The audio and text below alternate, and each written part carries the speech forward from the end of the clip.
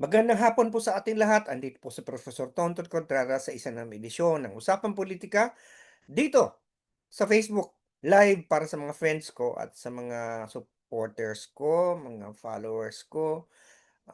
Sa Facebook ay Team Replay, pati na po dun sa mga subscriber ko sa YouTube.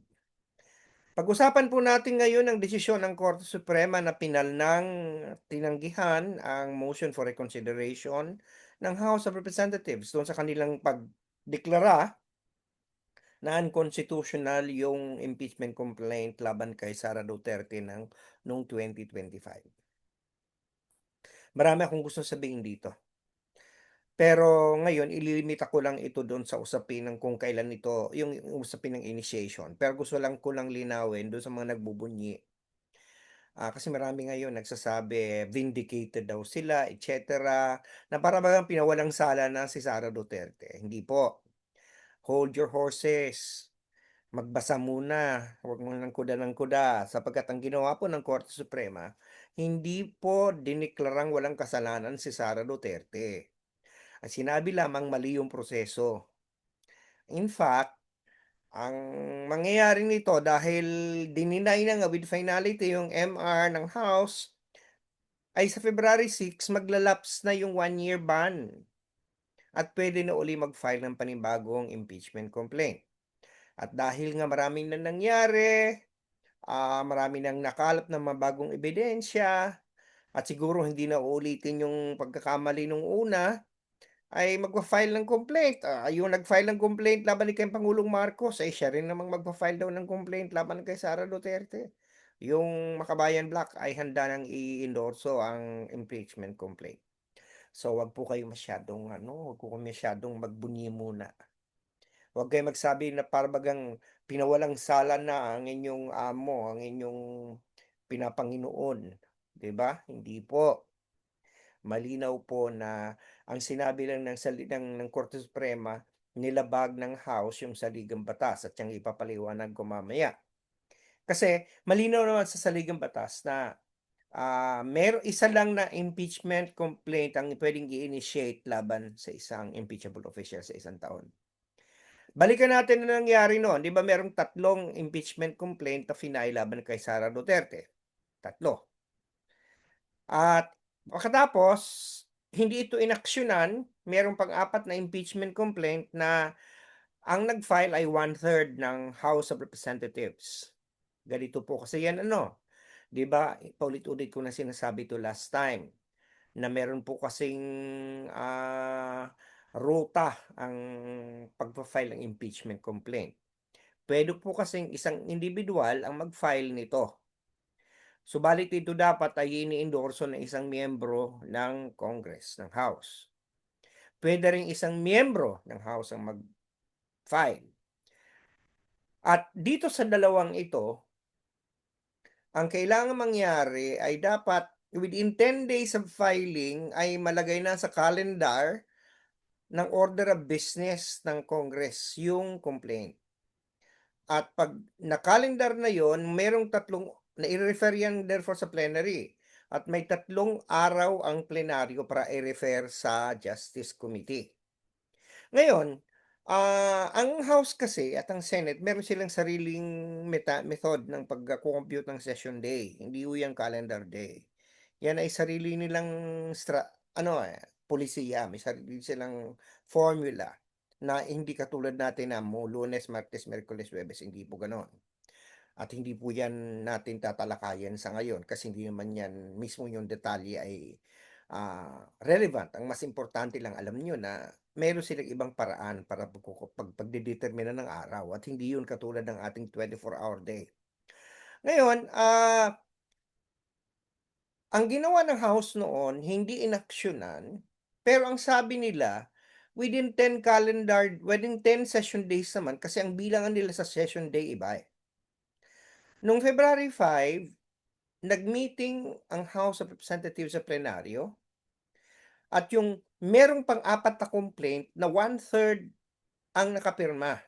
Sa salinging batas kapag merong 1/3 ng House ang nag-endorso na at nakapirma, wala ng hearing-hearing, wala ng referral. forthwith na yan i-elevate sa Senate for trial. Yun ang wording ng saligang batas, forthwith. Kailangan ng ilipat sa Senate kapagkat ang Senate ang magta-try. So, hindi na kailangan na magkaroon ng 10 araw na, within 10 days dapat i-calendar, dapat merong 3 araw bago i-refer sa Justice Committee. Wala pong ganyang nakalagay sa saligang batas. Ang malinaw ay kapag ang nakuha na ng Kongreso yung 1/3, yun ay automatic, yun na yung article of impeachment at i-transmit na yan sa House. Okay? Now, here comes the Supreme Court. Kasi kung tandaan mo, yung nangyari last time, ah, doon February 5, inendorso ng 1/3 yung transmittal to the Senate. And then after that, in-archive nila yung first 3 complaints. Merong nagreklamo na hindi daw sinunod ang saligang batas. Kinatigan sila ng Korte Suprema. At ngayon nga, nung after mag-motion for reconsideration ng House, with finality, sabi ng Supreme Court, unanimously, of course, 2 miyembro ang hindi sumali, ay hindi po yan pwede naming palitan. Itutuloy natin yan unconstitutional. Pero sinabi din nila na hindi naman ito sinasabi na pinawalang sala na si Sara Duterte sapagkat pwede namang mag-file ng complaint after the 1-year ban. At yun nga ang gagawin, magpa-file ng panibagong complaint kaya huwag muna kayong magbunyi. Now, pero ako ang tingin ko kasi ganito himayin natin, maraming pwedeng masabi pero ang gusto ko lang kasing tutukan, yung usapin ng initiation, sa ngayon. Kasi ang naging malinaw na ruling ng Korte Suprema in the past na sinusunod dati ng House, ay ang initiation commences when the referral comes. Refer. Pag ni-refer na ng plenary sa Justice Committee ang isang complaint, nagbibilang na yung 1 year. So after that, wala nang ibang pwedeng mag-file. Katulad ng ginawa ngayon sa impeachment complaint laban kay Pangulong Marcos, yung 2 complaint na Atty. De Jesus at nung Makabayan Black, yun ay ni-refer na sa Justice Committee. So ibig sabihin yan, hindi na pwede magtanggap ng panibagong complaint for 1 year. Ang sinasabi ng House, in-archive nila yung 3 complaints na nauna. Ang sinasabi ngayon ng Korte Suprema, mali daw yun. Sapagkat malinaw daw sa saligang batas ayon sa kanila na kailangan may after 10 days, kailangan mailagay na sa order at mai-calendar na yung 3 impeachment complaint. And after 3 days, dapat ma-refer na sa Justice Committee. Hindi daw yun sinunod ng House of Representatives. So therefore, para sa kanila, nung lumagpas na yung 10 days, naglapse na, deemed initiated na daw yung complaint. So hindi na pwede magkaroon ng 4th complaint sapagkat yung first 3 complaints deemed initiated na. Nag-kick na yung 1-year ban. Yan ang pinapangatawanan ng House. At hindi lamang yan ang pagbibilang nila ng araw, kasi kung susundin nila yung pagbibilang ng araw ng House, hindi naman lumagpas ng 10 session days ayon sa formula ng House. Pinalitan yun ng Korte Suprema. Sa kanila, hindi daw gano'n. Ang dapat daw pagbibilang ng session days ay calendar days when the House is in session. Okay, mamaya babalikan natin yan. Sapagkat wala yan sa saligang batas. So, eto ngayon ang problema So, ang sinasabi ng Korte Suprema, ang isang impeachment complaint na final at hindi na-refer o hindi nire-refer sa plenaryo at lagpas na ng 10 days, automatic initiated na yan. Wala nang ibang pwedeng i-entertain. Na para bang sabi ko, nung tinignan ko, parang mali yata yung logic doon. Di bang initiate is you need initiate an action? Kung hindi mo inaksyonan, paano magiging initiate yung process? Kasi ang sabi nila, the mere filing is not initiating. It should be the referral. Pero kung hindi mo inaksyonan, Then the initiation is when the 10-day has lapsed. Parang ang labo, 'di ba?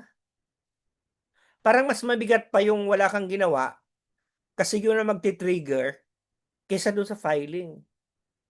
Parang parang may mali, 'di ba?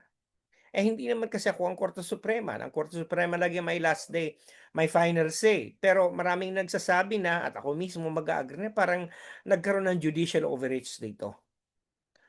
Ang ginawa ng Korte Suprema, nagdagdag sila ng wala naman sa saligang batas. Hindi lang ito interpretasyon eh. Parang meron na silang previous interpretation ng initiation eh. Ang interpretation ng referral. Kasi yung referral is a positive action eh. Pero kapag daw hindi nasunod yung 10 araw at hindi pa nag-a-act, it is deemed initiated. Ang mas tindi nito, hindi naman nakalagay sa saligang batas yung word na session day. Ay, ibig sabihin, nakalagay yung session day pero hindi inilagay kung how to count it. And now the Supreme Court is now interpreting something that is not the demand in a way. The fact that the Constitution is silent on what a session day is, then the presumption is that we have to leave it to the Senate and the House to determine how they're going to count their days. So yun ang isang problema. Ngayon may ibabigay ko sa inyong senaryo. Paano ko pag merong isang nag-file ng complaint? Person A nag-file ng complaint. 5 days after nag-file ng complaint ang B on the same impeachable official. Okay, yung person A, di ba, Lunes, di ba, nag-file.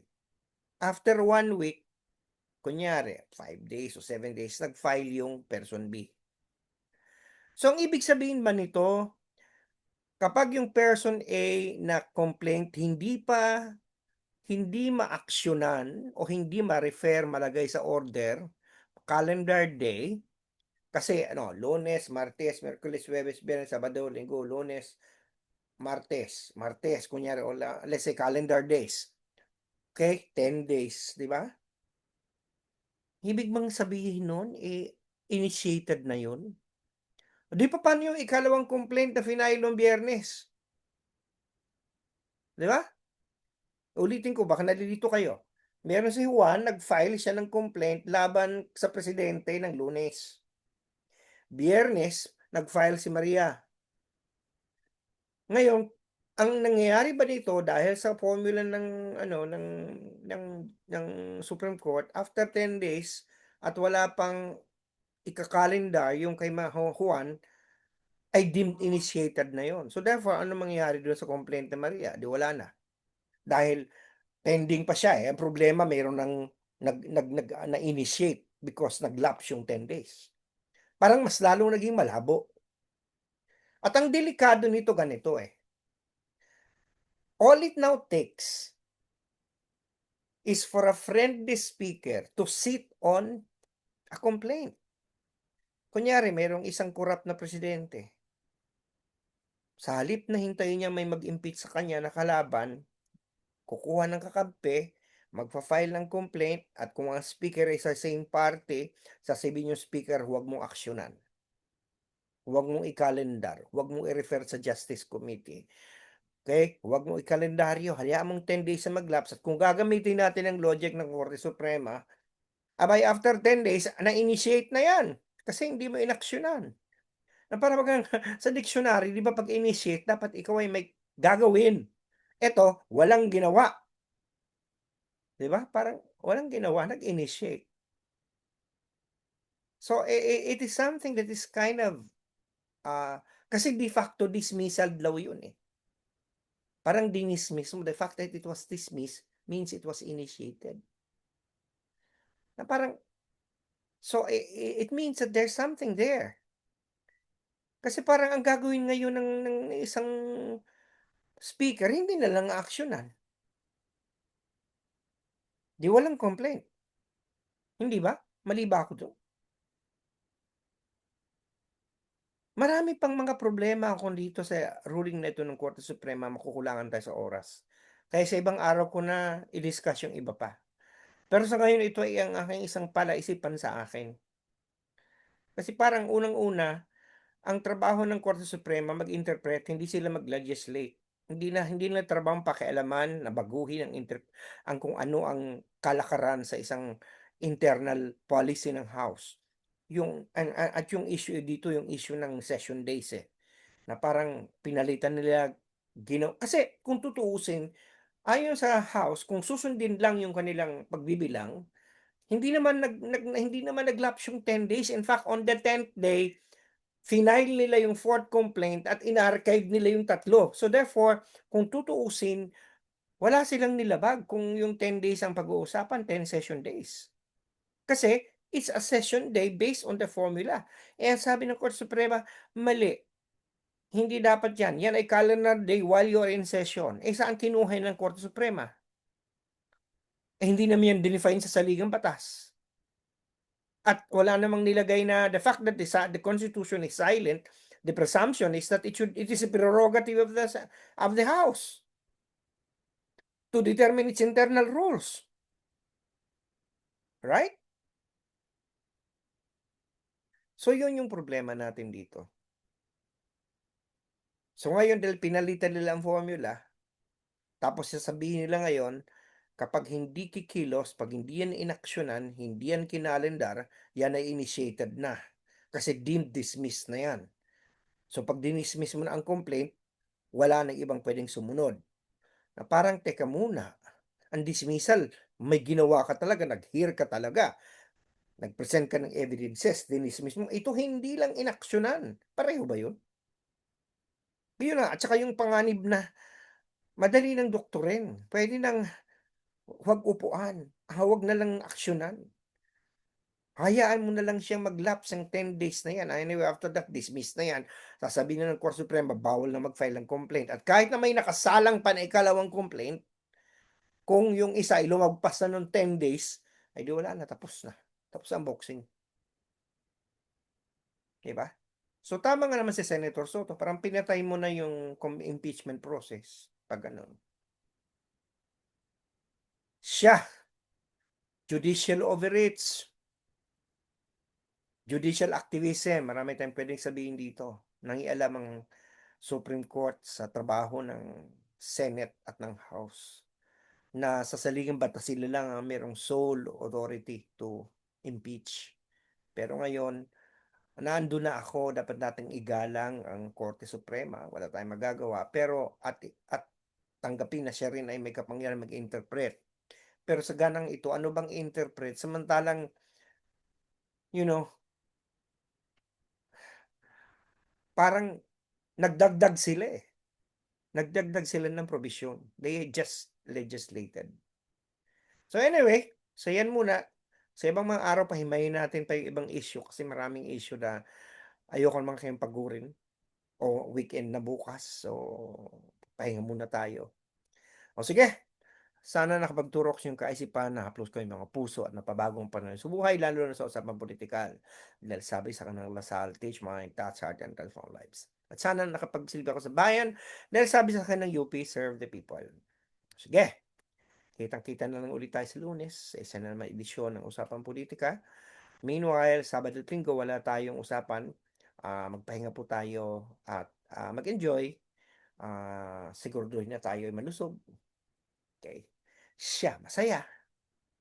Okay? Lagi yung sinasabi, UP naming mahal, Anong Lasal. Magandang umaga, magandang tanghali, magandang hapon, magandang gabi. Nasaan man kayo naroon sa mundo sa ngayon. Para sa lalo sa aking mga team replay. Dahil dito sa Pilipinas ngayon, hapon. Doon sa mga nanonood sa akin ng live. Bye for now.